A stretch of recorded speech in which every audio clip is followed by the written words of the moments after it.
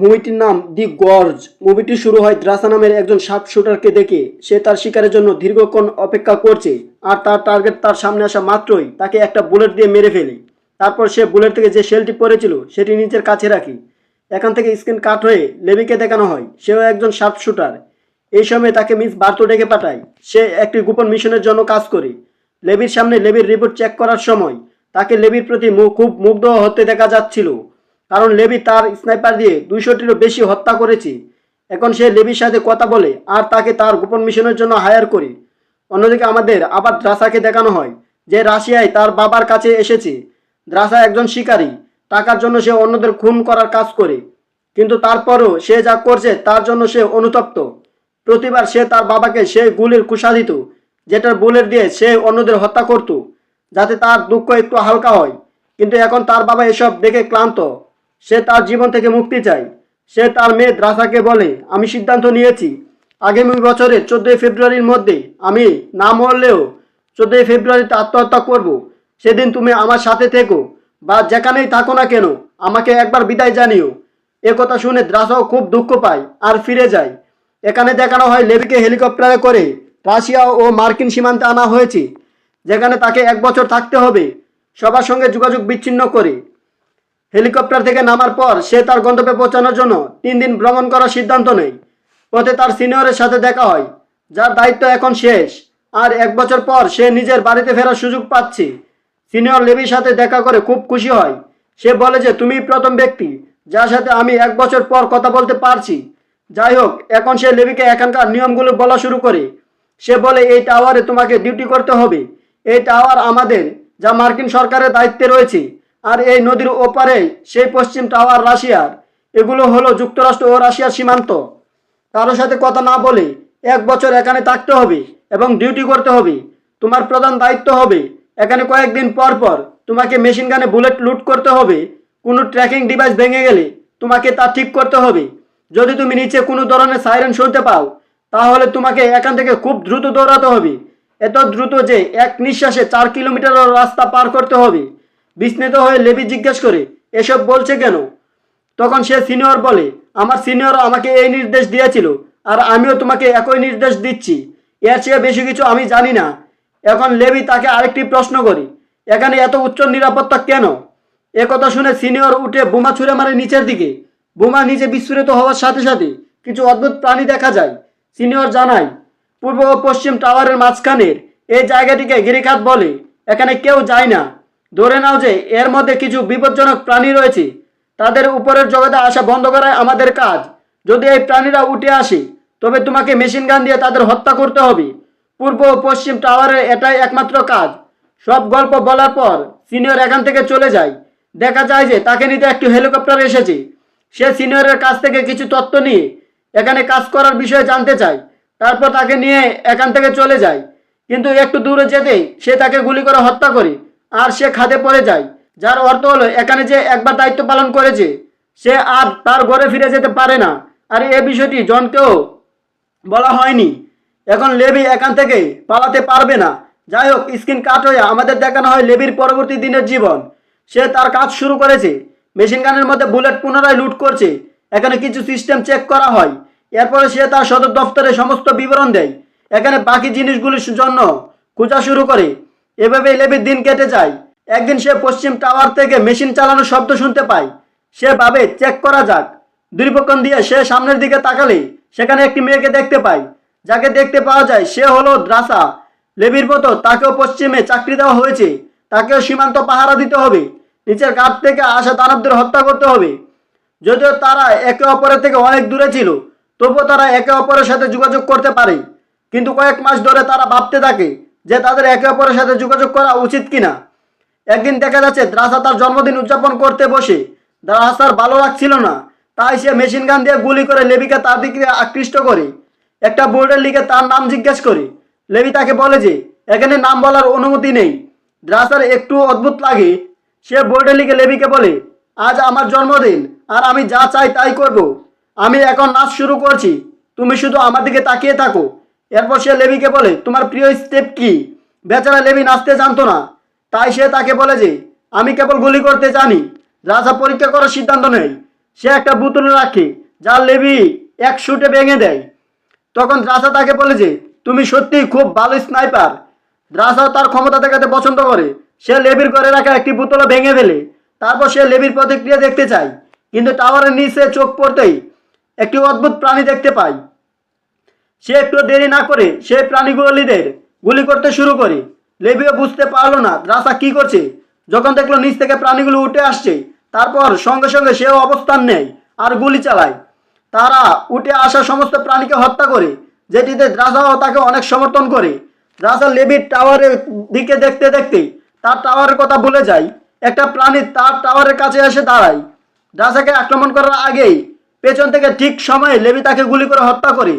সকালে মিশন শেষ হয় আর দ্রাসা লেবিকে বলে এটা ছিল আমার জীবনের সেরা জন্মদিন। লেবি হাসে। তারা দুজনেই কাজে লেগে যায়।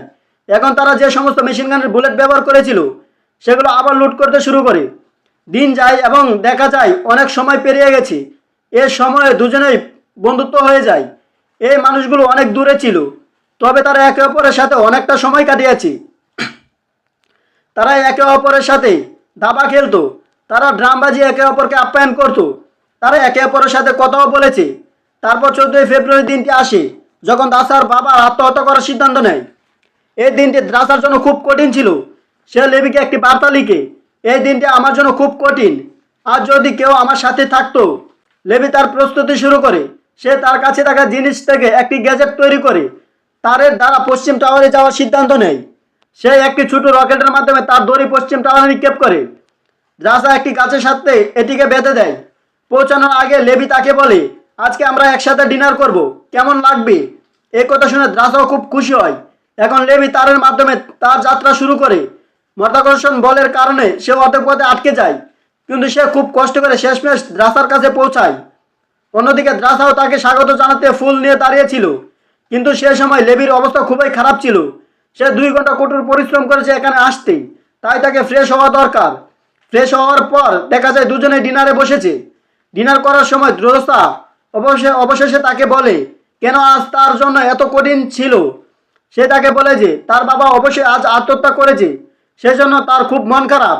দ্রাসাকে বিভ্রান্ত করতে লেবি তাকে তার গল্প বলে। তার বাবা দাদা সবাই সৈনিক ছিল। কথা বলার সময় এই লোকেরা নাচতে শুরু করে। তারা একসাথে অনেক সময় কাটায়। লেবি এখানে রাত কাটিয়েছে। সকালে সে ফিরে যাওয়ার সময় ভুলবশত তার মাইনের সাথে ধাক্কা লেগে যায় আর বোমা বিস্ফোরণে তার ভেঙে যায় আর লেবি সোজা খাতে পড়ে যায়। লেবির জীবন বাঁচাতে দ্রাসা প্যারাশুট এবং বন্দুক নিয়ে খাতে ঝাঁপ দেয়, যা পানিতে ভরা ছিল। এই জলে অদ্ভুত হলুদ আলো ছিল। সব জায়গায় অদ্ভুত জিনিস ছিল। এই সময় গাছে উল্টো ঝুলে থেকে লেবি অনেক পা বিশিষ্ট একটি বিশাল প্রাণী তাকে আক্রমণ করতে আসে। তখন লেবি তার বন্দুক দিয়ে গুলি করে, কিন্তু এ সময় গাছের ডালও ভেঙে যায়, যার সাথে সে ঝুলছিল। সে নেমে এসে অন্য প্রাণীর উপরে পড়ে। এর উপর পড়লে প্রাণীটি মুখ খুলে আর ছুরির মতো দাঁত দিয়ে লেবিকে তার কাছে আটকে রাখে। এই প্রাণী সম্পূর্ণরূপে লেবিকে শুষে নেয়। দ্রাসা সঠিক সময় এসে এই প্রাণীকে গুলি করে আর লেবির জীবন বাঁচায়। তারা এখানে বিশ্রাম করতে চায়, কিন্তু গুড়ার মতো অদ্ভুত কিছু প্রাণী তাদের আক্রমণ করতে আসে। এখানে যে সব প্রাণী ছিল তার আসল অবস্থায় ছিল না। দেখে মনে হচ্ছিল যেন এই সমস্ত প্রাণী 2টি বা 3টি প্রাণীর হাইব্রিড। এই দুজন তাদের জীবন বাঁচাতে তাদের বন্দুক বের করে সামনের সকল শত্রুকে হত্যা করে এগিয়ে যাওয়ার চেষ্টা করে। এখান থেকে তাদের টাওয়ারে ফিরে যেতে হবে, কিন্তু নিচে নামার সময় দ্রাসা তার ডিভাইস হারিয়ে ফেলে, যা তাদের উপরে টেনে তুলতে সাহায্য করত।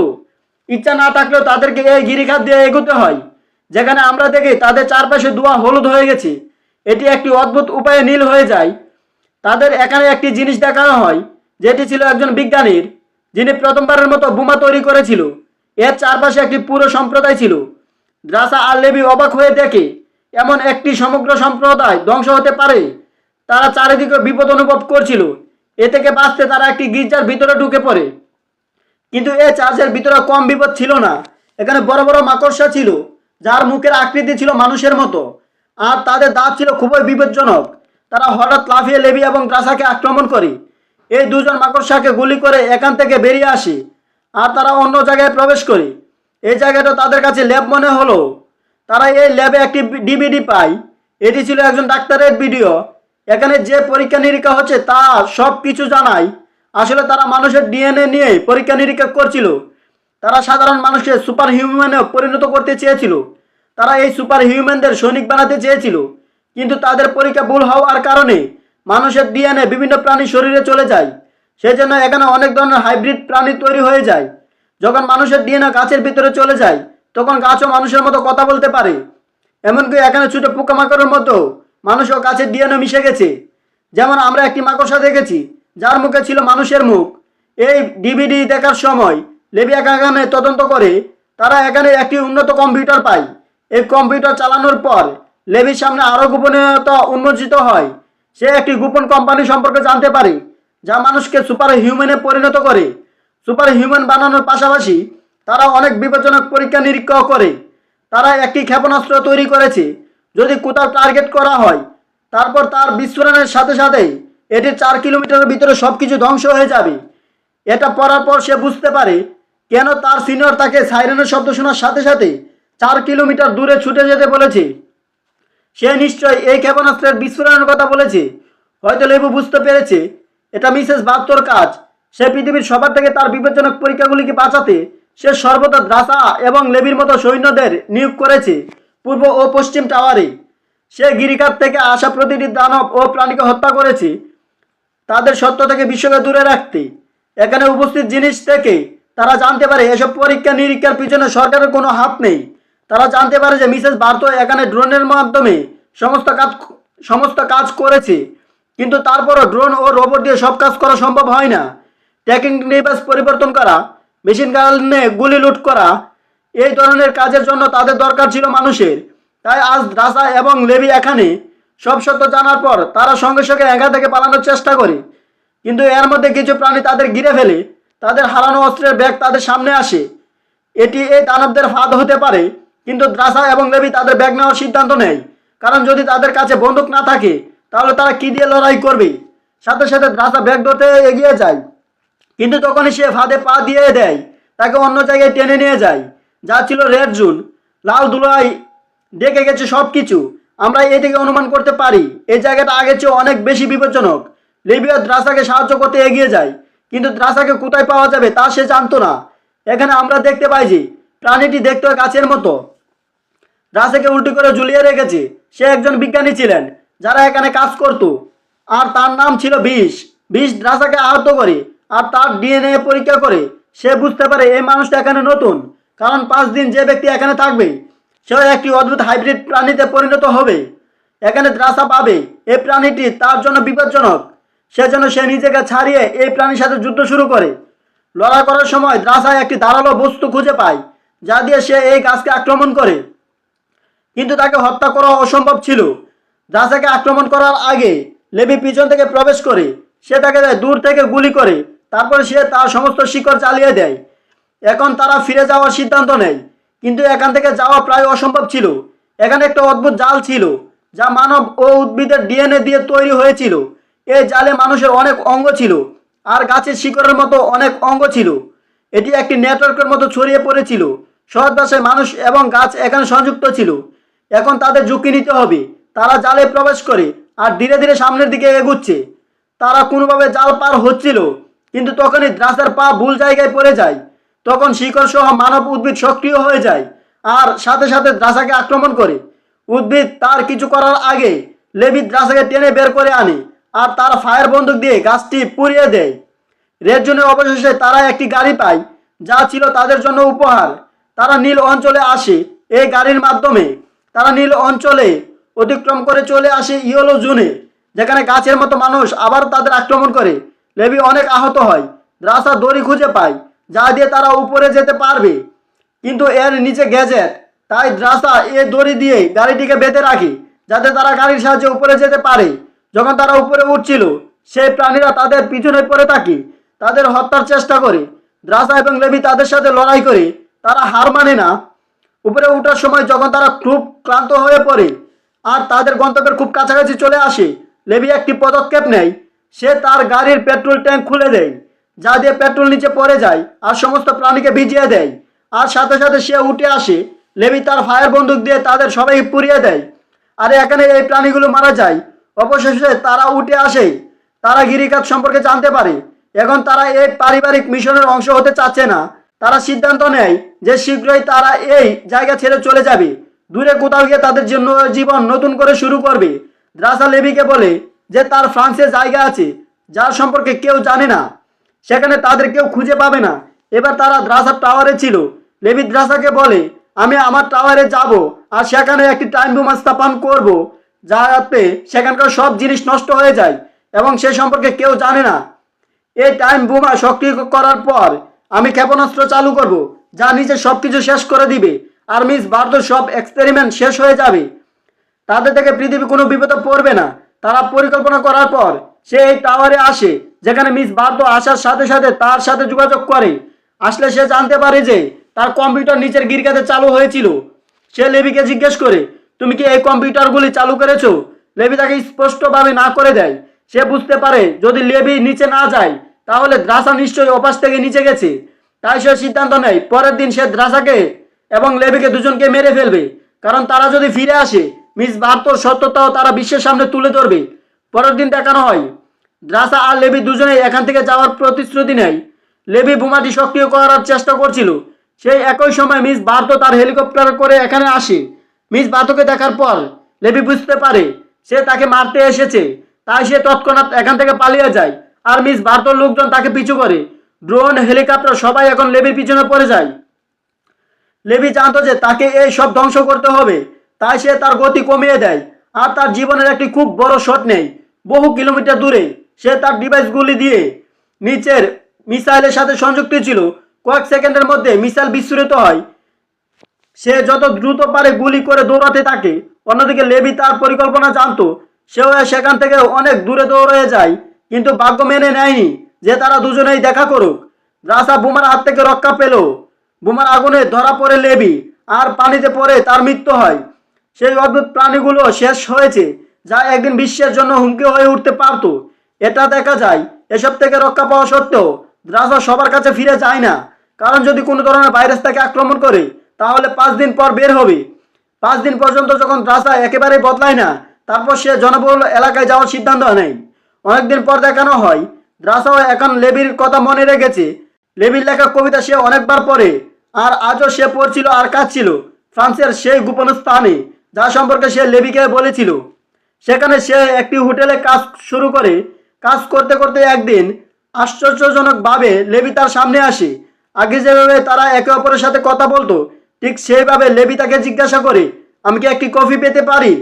এই দেখে দ্রাসার সুখের শেষ নেই। সে উত্তেজনায় লেভিকে জড়িয়ে ধরে। আর এর সাথে সাথে এই মুভিটি এখানেই শেষ হয়। মুভিটি ভালো লাগলে একটি লাইক করে চ্যানেলটিকে সাবস্ক্রাইব করে দিবেন। ভালো থাকবেন, দেখা হবে পরবর্তী ভিডিওতে।